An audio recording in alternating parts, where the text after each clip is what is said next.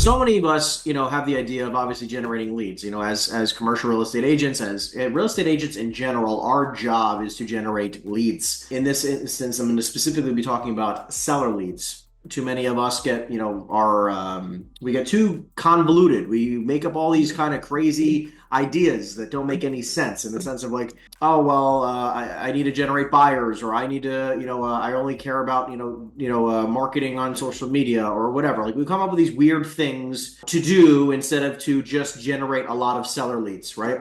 We come up with the ideas of drafting, documents. We come up with the idea of having to go to networking events. We come up with these ideas of all these random activities other than just generating seller leads. Because honestly, sometimes generating seller leads can be boring as hell, right? And a lot of people don't want to do or just not interested in doing very boring work for very long periods of time. But I'm here to share with you. I want to talk to you about the boring stuff. I want to talk to you about the not sexy things that will actually make you a ton of money. Because the people who tell you to go to a ton of networking events, the people who tell you to post a bunch of stuff on social media, right, maybe don't have your best interest at heart. And I'm just here to talk about the really boring things that if you do it consistently, really well over time, you're going to make a lot of money. Let's talk about lead generation from a couple different lenses. So the first thing I want to talk about very quickly is let's talk about software, because so many people get convoluted and their brains go nuts with all these different softwares and things. And I mean, like I was literally talking to people yesterday and they're like, yeah, I have this software and that software and this software and that software. And but I don't make any calls. And I'm like, why do you even have the softwares if you're not going to make the calls? Because I'm like, I'd rather you have no software and make calls than have all these different softwares and make no calls. Long story short, let's talk about the software that you actually need, right? So when it comes to tools and softwares, you really need a place to get your data. You need then a way to call that data. And then you need a place to put that data, right? So you need the data itself, which is contact information. You need then a way to communicate with the data, and then you have a place to put the data. So let's talk about where the data comes from. Now, everyone gets this idea that you need, okay, there's obviously a lot of them, but let's talk about CoStar, Reonomy, CREsync, and PropStream.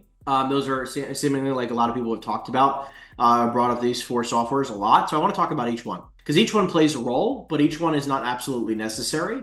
You don't need all four. I just want to explain what each one's for. So CoStar is a wonderful software for pulling data in regards to comps, like sale comps, leasing comps, looking up information on properties. It does a wonderful job in regards to the data of sales comps, leasing comps. But when it comes to contact information data, which is what we specifically are looking for, CoStar, in my opinion, is probably the bottom of the list when it comes to quality of contact information. Just if you're going to get CoStar, just realize that's not why you get CoStar. You get CoStar for the sales comps and leasing comp data because it's very, very good and better than any other software. Then you have CREsync. CREsync is another software pretty similar to like a LoopNet or a Reonomy. Not as similar to CoStar. I think CoStar does better with sale comps and leasing comp data, but CREsync does an okay job with sales comps, doesn't really do a good job with leasing comps at all. And then also has contact information, which I think is like a step above CoStar. The reason why I like CREsync is if you're going to take a listing, I like CREsync better than I like LoopNet for the specific backend support that you get in regards to how it collects that information. So if you're promoting a listing, you might want to get a subscription for CREsync, but it's not something that I'd recommend if you're going to use it for sales comp data or for contact information. Okay. Next is PropStream. PropStream is really good for contact information for residential properties. So if you're going to start doing like wholesaling for residential deals or even smaller multifamily, I think PropStream does a wonderful job. It also does a pretty damn good job when it comes to sales comp data, but mainly for residential types of properties. I haven't seen it be that great with commercial, but it does a decent job with just about everything else. And then when it comes to contact information, for me, it's actually a decent option for when it comes to residential and small multifamily deals. But for commercial, doesn't really do it for me. Now, Reonomy, last one. Reonomy to me, when it comes to contact information, is the absolute best software you can look at. It has the best contact information, bar none, of any of the software. However, when it comes to sales comp data, it's not that great. Leasing comp data, impossible to get. It's not great at all. And honestly, property information wise, it's not anywhere near what CoStar provides. So I think it's a much better decision to make sure that you're looking at each software for what it actually is best at and best utilized for. Okay, you don't just get all of them, all for contact information, because that would be silly. So I just want to be very clear why you would need certain software, and even if you don't need one for specific reasons, I wouldn't get all of them. Okay. Now, obviously, then you can take that information, you can run it through something called Batch Leads, IDI, Skip Depot.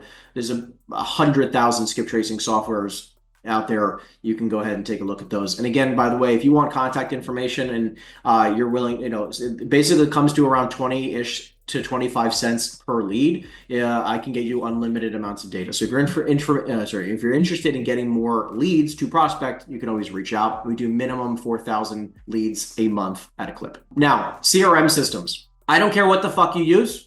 You can use anything, okay? Anything that allows you to do the following things. Setting a task to remind you to follow up with somebody. Number 2 is automated emails and text messages, okay, where you can do an automated campaign to help you follow up with people, where you don't have to be reliant on to calling them every single time, right? And if you can do automated ringless voicemails, would be wonderful as well. And organization and tagging, which means that you can actually tag people based on seller or buyer. You can tag people based on different asset classes. You can tag people based on different motivation levels of how soon they're looking to sell. If you're able to do those 3 things, get the software. I don't care if it's $10 or $200 or $2,000. You don't need to spend that kind of money. You get a CRM. And by the way, if you want to be super cheap, you could literally just get something like Reanimate or pay for data in some capacity. Make calls on your own. Make calls on your own. You don't, which I'll talk about in a second, but another way you can do it. And again, you don't even need a CRM. You can get Google Sheets to start. But once you start closing deals, you're going to want to reinvest that money. Last thing is how to call those leads, which I recommend using a dialer. I don't call if you're using Ready Mode, if you're using Mojo Dialer, if you're using Vulcan, if you're using RedX, if you're using call tools. I don't care what you're using, but getting a dialer will allow you to be more efficient. And if you're not using a dialer, you're going to be lapped by brokers who are using dialers, where you can upload the data, the prospecting information, into a dialing software, and it will dial faster than you can ever hand dial in your life, and it makes things way simpler. Let's talk about how to actually build a pipeline. Now, I'm a huge fan of cold calling. In the chat box down below, tell me how you guys generate your leads, because there's only 4 ways to generate leads, and I'm curious to know what you guys do. So drop it in the chat box down below, and I'm going to talk about the 4 ways to generate leads. This is specifically this process and this way that I'm going to talk about it was talked about by Alex Hormozi. I love the way he did it, and I'm just going to basically explain it to you in the way, because it works for every single type of business. I'm going to explain it to you how it works in real estate. So obviously a lot of you guys are typing cold calling in the chat. I love to see that. I'm going to talk to you about cold calling today as one option. I'm just going to explain that there are obviously several others, but I want to be very clear. The biggest mistake that people make is one of a few things. One, they don't do enough activity to actually see a decent result. It's like most people will make 30 minutes to 2 hours worth of cold calls per day, but that doesn't mean conversations, and that doesn't mean leads. So they end up making 30 minutes to 2 hours worth of time allotted to this certain thing. But whether they're hand dialing or using a dialer, the problem is that they don't actually follow the right metrics that actually matter. So let me explain. So when it comes to cold calling, because this is one of 4 different ways, cold calling is cold one-to-one prospecting, right? Cold one-to-one, okay? One individual to individual prospecting, okay? So if you're going to choose cold calling, this is something that I chose to do. If you choose to do it, awesome. What I want to be very clear about, though, it's not about how many dials you make, and it's not about how many hours you do it for. It is more important about how many conversations you have and how many leads you generate daily, okay? I typically make the comment that 2 seller leads a day keeps your financial worries away. So if you're going to follow a process, it's not about how many hours, it's not about how many dials, it's about generating at least 2 seller opportunities per day. Now, what is a seller opportunity? What is a seller lead quantified as? Now, at the very beginning of my career, it looked very different than what it looks like today. So at the very beginning of my career, if the person even said, hey, Henry, I'm remotely interested in selling, give me an offer of any sort and maybe I'll consider it, I thought that was a seller lead, and I treated it like a seller lead. And if you're at the very beginning of your career, I would understand why you would call that a seller lead. Now, today, we now count only individuals who are actually, there's a decent level of motivation to sell, and everybody who's giving us the I'm open to the idea of selling for the right price aren't counted as seller leads, right? Like true traditional leads that we count. we have a total, and then we count actually true, legitimate, warm seller leads as well. So we have basically 2 running counts at all times, because we want to know how many motivated seller leads are we actually getting versus how many leads in total are we getting. Because again, you could be like, oh, well, I generated 30 leads this month, and they're all just people who say, yeah, make me an offer, right? Doesn't mean they're actually interested in selling, right? So there is a complete difference between open to the idea of selling for the right price and, Henry, I need to sell my property. When it comes to cold calling, I recommend that all of you listen to the following metrics. The following metrics is what we recommend for every agent on our team, every agent in our coaching communities, is that we recommend that they're doing at least 4 to 5 hours minimum a day of cold calling. And the reason why we recommend that is typically because people are getting anywhere between 5 and 8 conversations per hour. So if you're only having 5 conversations per hour, 5 conversations an hour times 5 hours is 25 conversations. And at 5 hours times 8 conversations, possibly at the most, right? That's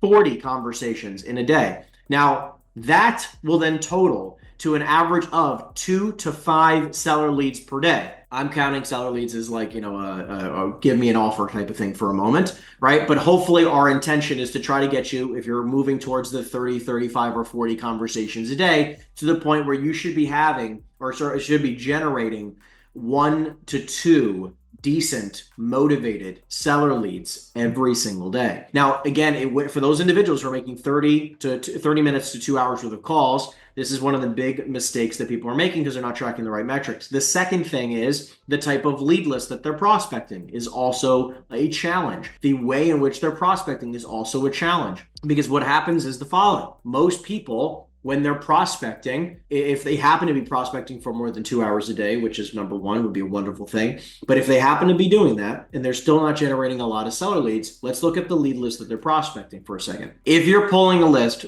just randomly of all these commercial properties in general, one thing I recommend is that you're not prospecting somebody who hasn't owned something for at least 10 years. If you're calling a property and they've only owned a property for like 3 years or 2 years or 5 years, the odds of them selling in that short of a time horizon is pretty slim. Most people keep properties for 7 to 15 years, right? Commercial properties, 7 to 15 years. The larger assets, they might keep for a shorter period of time because syndicators need to move money. But most properties are being held for 7 to 15 years. So when you're calling on a property that has been owned for 2 years or 3 years or 5 years, the odds of them selling are low. And if they're open to the idea of selling, they just bought it a few years ago, so obviously they're going to need more than what they recently paid. And if they paid a pretty crazy price then they're still going to need a pretty crazy price, if not a crazier price today, even though values have dropped. In 2020, when interest rates were low, people could pay crazy prices. And if they bought then, for them to sell now, they're going to need to sell for more money, which would be absolutely ridiculous to sell for more money than they bought it for, unless they got a steal back then. And last but not least is also sometimes people are calling on too big of a property and they keep getting a lot of gatekeepers. If you're getting a lot of gatekeepers, this means you're typically prospecting too large of an asset class. Number one. Number two, I would also highly recommend you realize that when you're calling larger properties, which is not a bad thing, it's just that you have to practice your gatekeeper scripts. You have to understand, like, how do you navigate through a gatekeeper? Their entire purpose is to keep people like you away from the owners. So if you're just going to go in and say, hey, I was calling Bob to see if he was interested in selling his property, what do you think the gatekeeper is going to say? Bob's not interested in selling. Thanks for calling. Click. The gatekeeper is going to answer for Bob. Now, if you can get around the gatekeeper by not specifically stating the true intention of your call, right? I was like, actually, I was just calling Bob. Hey, sorry, Sally. Oh, sorry, what was your name? Oh, my name's Sally. Sally, look, my name is Henry. I was actually just giving Bob a call back. We had spoken about a month ago, and I just want to get back in touch with Bob in regards to a personal matter. They're like, oh, okay, great. Let me see if Bob's around. He comes back and I'm like, look, actually, last time we spoke, Bob told me to send him an email. So what was the best email for him? And then obviously you can get their contact information, right? Because maybe they might not give you their cell phone. And if you ever ask for their cell phone, most of the time they're not going to give it to you. So it sounds weird if you do that. And then once they give me their email, I'll say like, okay, just to be clear, is this the best phone number to reach Bob? Is there a better phone number? Right? No, this is the best number. Okay. And then is there an extension specifically for Bob? Right. And then, so this way you can get more and more clear data so that when you call back, you can circumvent the gatekeeper. Without doing that, you're basically going to just keep calling a gatekeeper back, and no one wants to do that. Okay. So again, when it comes to cold calling, 5 hours minimum a day, I recommend you use a dialer. You're calling properties that have a minimum of 10 years being held, right? Owned for at least 10 years. I don't recommend you calling super, big, expensive properties. Like, don't call $100 million deals if this is the first few years of your career. I'm not saying it won't come up, but I am saying that I probably wouldn't start there. I'd probably start with a little bit smaller of an asset. Try to shoot for at least 2 seller leads per day. Try to get to 30 plus conversations per day. And I think you're going to be on your way if you do it consistently over a 2, 3, 4, 5, 10-year time horizon. If you do it every day. Now, if you do it once in a while, it's probably going to take you infinitely longer to see results. Now, look, that's cold one-to-one. Let's talk about cold one-to-many. Cold one-to-many is called cold mass marketing. This is where paid advertising comes into play. So like any type, any big brand that you could possibly think of does some type of paid advertising one-to-many, right? Like, Apple does TV commercials, right? They do billboards, all that kind of stuff. Like this is cold mass one-to-many marketing, right? So they spend money. It's the highest cost activity for lead generation, right? If you have the bankroll, right? I actually, there are some instances where paid cold marketing, right? I have some friends who spend, as an example, tens of thousands, if not hundreds of thousands of dollars a month on paid advertisements. They spend money on cold email marketing. They spend money on cold text marketing. They spend money on cold mailer, right? They do mailers, or they do paid advertisements through cold, SEO, YouTube, Google, and any other sort you can imagine, right? Billboards, you name it, right? Radio, TV. People have been doing this for a very long time. Now, this is one option. It's the most expensive option.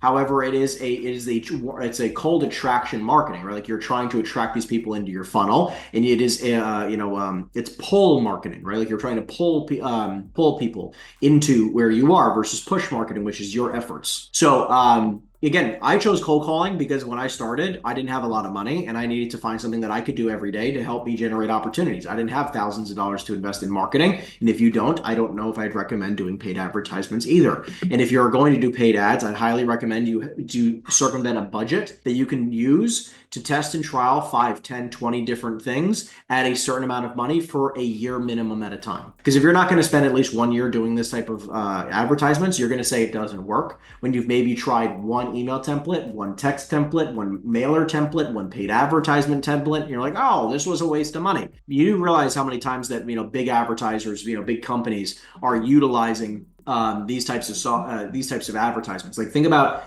how much money, how many different commercials, how many different types of ads that certain types of companies are running simultaneously, and they're trying to see which ones work the best so that they can choose that one, then split test that a bunch of times. So imagine, it's like you send out one text message, you're like, this didn't work. Or it's like think about my cold calling script, guys. Like I've literally used dozens and dozens and dozens of opening lines, and I figured out what's worked best. So now I just use the same one that works best, and I use that all the time, right? Because I've tested and trialed it over a million cold calls. Now, next, that was cold one-to-many. Now let's do warm one-to-one. Warm one-to-one is sphere of influence. Who here wants more referrals? Raise your hand if you want more referrals. Write in the chat box yes if you want more referrals. Awesome.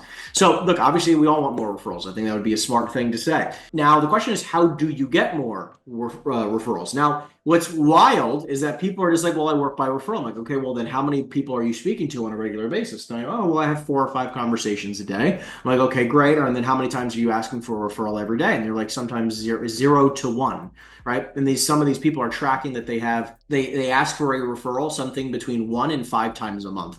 If you ask for a referral 1 to 5 times a month, how many referrals do you think you will receive? Well, I'd imagine something between 0 and 5, right? Exactly. Yeah, Rudy, I agree. 0 to 5, right? Because you could end up with 0, right? I mean, it's not a minimum of 1 for sure, but right, it's like, was 0 to 5 referrals possible? Right? So the question is like, is that enough business? Because that doesn't even mean they're actually open. And then, by the way, that's best case scenario. The odds of you actually getting 0 to 5, if you ask 1 to 5 times, right, isn't exactly likely because you're still basically expecting that would be 100% hit rate if you get 5, right? If you only, so I'm saying what I would recommend is that every day you have something between 20 and 50 conversations a day. Yes, 20 to 50 conversations a day. And if you're wondering how do you find this many people to talk to, your phone book, your contact list, I don't know who calls it a phone book anymore, right? Your contact list is the first place to start.